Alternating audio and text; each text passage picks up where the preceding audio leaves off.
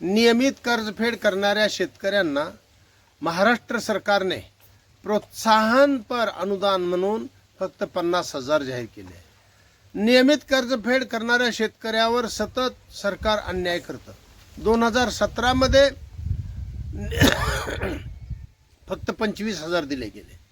2019 मध्ये कर्जमाफीमध्ये 50,000च दिले गेले आणि आता सुद्धा 2026 मध्ये नियमित कर्जफेड करणाऱ्यावर अन्याय करत आहे सरकार. प्रोत्साहन म्हणून फक्त 50,000 रुपये देत आहे. तर यासाठी सरकारने जे सांगितलं होतं की सरसगट कर्जमुक्ती म्हणजे नियमित कर्जफेड करणारे असेल का थकबाकीदार असेल सर्वांना 2 लाख रुपये.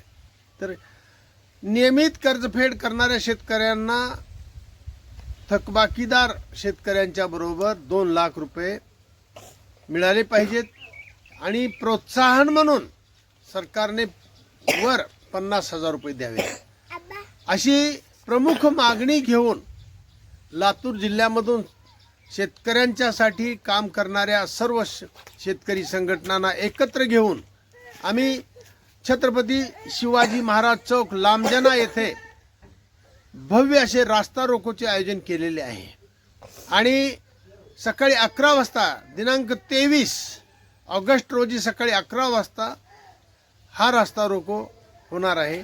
त्यासाठी सर्व शेतकरी बांधवांनी या रास्ता रोकोमध्ये यायचं आहे. आणि दुसरी महत्त्वाची गोष्ट, नियमित कर्जदार शेतकरी, नियमित कर्जफेड करणारे शेतकरी महाराष्ट्रामध्ये 23 लाख शेतकरी आहेत. 23 लाख शेतकऱ्यावर होत असलेला अन्याय आपल्याला दूर करायचा आहे आणि सरसगट कर्जमाफी ज्याला म्हटलं गेलं आम्हाला ती हवी आहे. आम्हाला 50,000 रुपयाचं प्रोत्साहन अनुदान मान्य नाही. म्हणून शेतकऱ्यांनी आपल्या खांद्यावर चाबूक घेऊन यायचं आहे.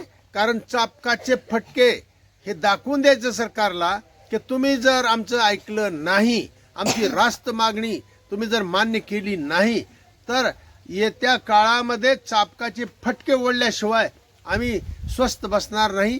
हे दाखवून देण्यासाठी आपण सर्व बांधवांनी या ठिकाणी रास्ता रोकोमध्ये हजर व्हावे असे आवाहन करण्यात येत आहे.